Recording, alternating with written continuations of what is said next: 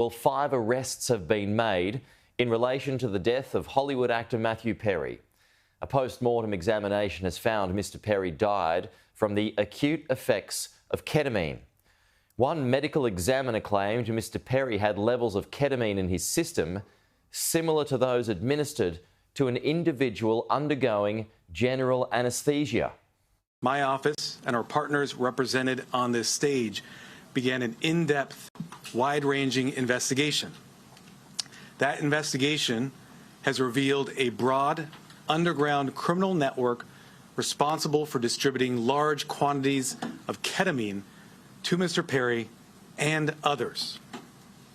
This network included a live-in assistant, various go-betweens, 2 medical doctors, and a major source of drug supply known as, quote, the Ketamine Queen. We charged 5 defendants in this matter. These defendants took advantage of Mr. Perry's addiction issues to enrich themselves. They knew what they were doing was wrong. They knew what they were doing was risking great danger to Mr. Perry, but they did it anyways. In the end, these defendants were more interested in profiting off Mr. Perry than caring for his well-being. This investigation focused on who supplied the ketamine to Mr. Perry. As many of you know, Mr. Perry struggled with addiction in the past. And on many occasions, he sought help for his addiction issues. The investigation revealed that in the fall of 2023, Mr. Perry fell back into addiction, and these defendants took advantage to profit for themselves. The 2 lead defendants in this case are defendants Salvador Plasencia and defendant Jasvin Sanya. First, I'll talk about defendant Plasencia. Defendant Plasencia was a medical doctor. He worked with another medical doctor, defendant Mark Chavez, to obtain ketamine. He then worked with Mr. Perry's live-in assistant, defendant Kenneth Iwamasa, to distribute that ketamine to Mr. Perry. Over 2 months, from September to October 2023, they distributed approximately 20 vials of ketamine to Mr. Perry in exchange for $55,000 in cash. Defendant Plasencia saw this as an opportunity to profit off of Mr. Perry. He wrote in a text message in September 2023, quote, "I wonder how much this moron will pay." He also stated in text messages that he wanted to be Mr. Perry's sole source of supply. He wrote in a text message that he wanted to be Mr. Perry's, quote, "go-to for drugs." As a doctor, defendant Plasencia knew full well the danger of what he was doing. In fact, on one occasion, he injected Mr. Perry with ketamine, and he saw Mr. Perry freeze up and his blood pressure spike.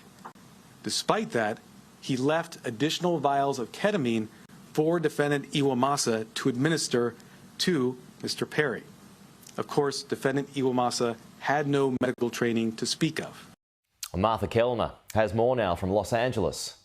Certainly sounds like a fairly remarkable investigation involving 3 different policing bodies here in the United States. 5 people arrested, including Matthew Perry's personal assistant, an acquaintance.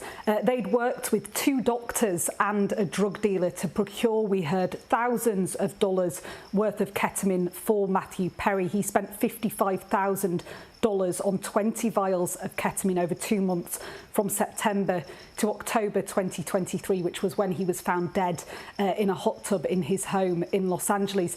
Ketamine, just to put people in the picture, is an anaesthetic drug with psychedelic properties. It's previously been best known as a party drug, but in recent years it's become known as an alternative form of therapy for depression, anxiety and other medical problems.